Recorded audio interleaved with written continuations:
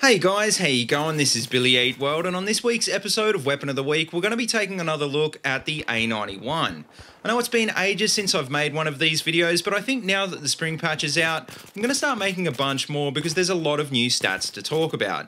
Speaking of stats, well, it's been a long time since we've taken a look at the A-91 in particular, and since then it's gone through quite a few different changes. But is it a better gun now? Well, I guess that really depends, so let's take a look at the new stats and see if we can figure out how this gun works. Now, last time we took a look at this gun, it was decent but pretty average, and it didn't really stand out from any of the other weapons in the category. I still don't think it's hands down better than any of the other carbines, but it has got some considerable improvements, and now I'd say it's actually worth using. It still fires at 800 RPM and it has the standard carbine damage model, but it's now a lot easier to control with a buff to vertical and horizontal recoil.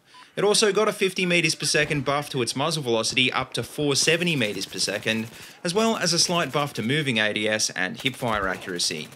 The only real nerf to this weapon since my last review is a 0.05 increase to empty reload speed, which is honestly not even worth mentioning.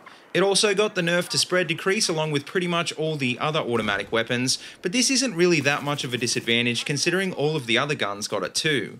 The other big change that happened in the spring patch was the increase to the headshot multiplier, which has really helped the carbines out at longer ranges. If you land a headshot now, you're going to be dealing slightly more damage than you did before the patch, which for the carbines is a small but a much needed buff to time to kill. Now, like I said before, I wouldn't say that the A-91 is the best carbine in the game, but it sits in that nice sweet spot in between the high RPM weapons and the low RPM weapons. Pretty much all the best all-round guns in the game have a rate of fire of between 7 and 800 RPM, and now that the A-91 doesn't have quite so many disadvantages, it's actually a decent alternative. Probably the closest guns to the A-91 in the category are the SG-553 and the Ace-21, which are both conventional designs unlike the A-91, which is actually a bullpup. This means that the A-91 is slightly better on the move at the expense of reload speed and standing ADS, which makes it a better choice for run and gun players. As for attachments, well, since my last video this has probably changed a fair bit as well, with the introduction of the target detector in Final Stand. The target detector is honestly one of the best attachments in the game, and on a bullpup carbine, it's not worth passing up for the laser sight because you already have decent hipfire anyway. In my previous video, I probably would have also run with the suppressor and the ergo grip, but one thing that has changed is that I'm starting to prefer sights like the PKA instead of the Cobra. I feel like the Cobra is just too inaccurate for me these days, and as someone who likes to keep my setup authentic, I think the PKA is probably my favourite of the two Russian options. So all in all, that just about wraps up this quick look back at the A-91, so hopefully now you guys can see it's actually a gun that's well worth using.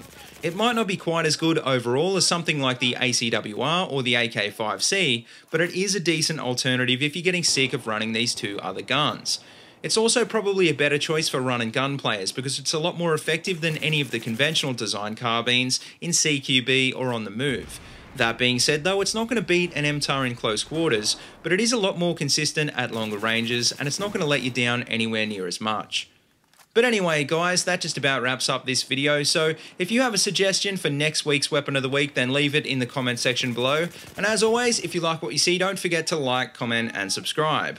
Also check out the links in the description below if you want to see more of my videos, or if you'd like to support my channel on Patreon, and until next time, see you later and have a good one.